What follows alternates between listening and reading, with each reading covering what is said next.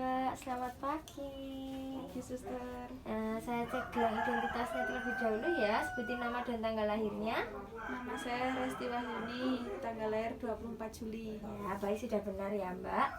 Perkenalkan, nama saya Suster Windy. Di sini saya akan melakukan tindakan keperawatan, yaitu edukasi tentang apa sih itu fraktur, penyebabnya apa, tanda dan gejalanya itu seperti apa.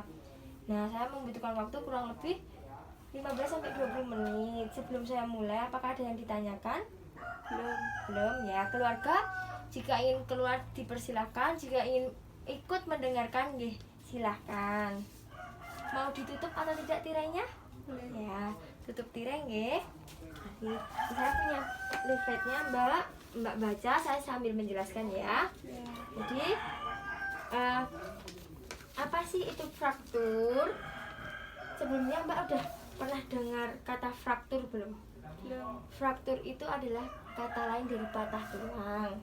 Nah, fraktur adalah gangguan dari kontinuitas yang normal dari suatu tulang. Jika terjadi fraktur, maka jaringan lunak di sekitarnya juga sering kali terganggu.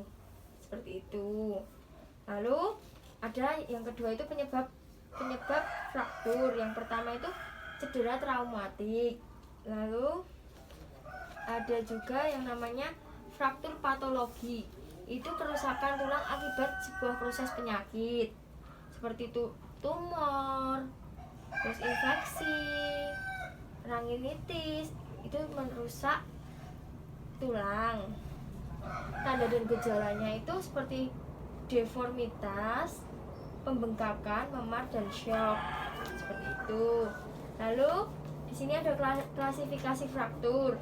Yang pertama itu berdasarkan derajat, yaitu derajat 1 itu luka kurang dari 1 cm, dan derajat 2 itu luka lebih dari 1 cm, derajat 3 itu luka melebihi 6 hingga 8 cm, adanya kerusakan luas pada jaringan lunak atau saraf tendon. Lalu ada jenis-jenis fraktur ya Mbak. Yang pertama ada fraktur tertutup, yaitu fraktur yang tidak disertai dengan luka. Jadi dia patah tulangnya di dalam dan di kulit itu tidak ada lukanya, tidak terlihat, tapi patah di dalamnya. Lalu yang kedua itu ada fraktur terbuka, yaitu suatu jenis kondisi patah tulang dengan adanya luka pada daerah yang patah sehingga bagian tulang berhubungan dengan udara luar. Jadi di sini ada luka lalu dalamnya patah, itu namanya fraktur terbuka. Lalu yang ketiga itu ada fraktur kompleksitas, yaitu fraktur jenis ini terjadi pada dua keadaan, yaitu pada bagian ekstremitas terjadi patah tulang, sedangkan pada sendi terjadi dislokasi. Lalu ada jenis-jenis fraktur berdasarkan radiologisnya, antara lain fraktur transversal, yaitu fraktur yang garis patahnya tegak lurus seperti ini.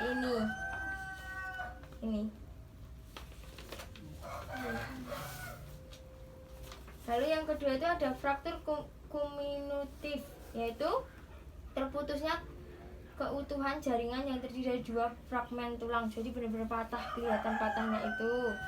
Lalu yang ketiga ada fraktur oblik, yaitu fraktur yang garis patahnya membuat sudut terhadap tulang, seperti gambar ini.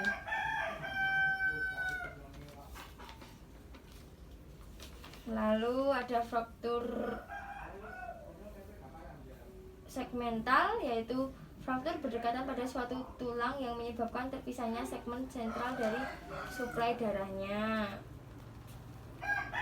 Fraktur ini sulit ditangani ya Mbak ya.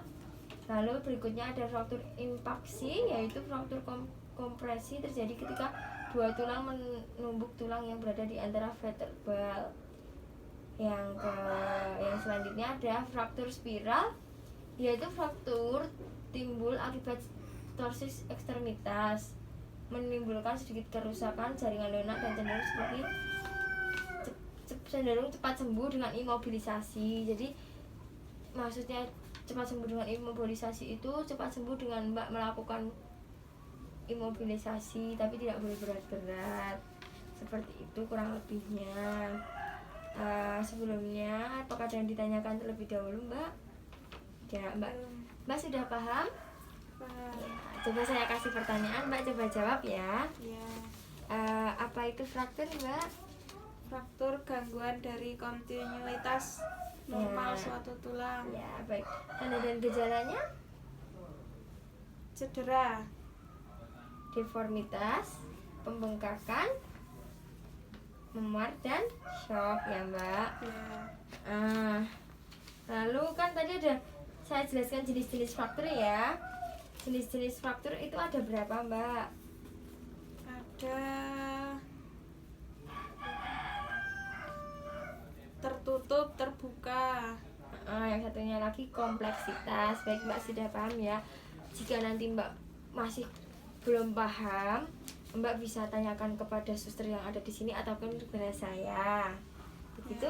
Untuk keluarga juga boleh bertanya, boleh bertemu saya di pos perawat juga boleh, atau ketika saya sedang berkeliling juga boleh jika ada pertanyaan. Ya. Ya, baik. Terima kasih ya, Mbak atas kerjasamanya. Nanti saya akan kembali lagi mungkin pukul 12 untuk memberikan obat anti nyeri untuk mengurangi nyeri pada patah tulang Mbak ini. Sebelum saya meninggalkan, apakah ada yang ditanyakan? Belum. Oh, baik, terima kasih. Selamat pagi. Terima kasih. Buka tirai, keluarga dipersilakan masuk.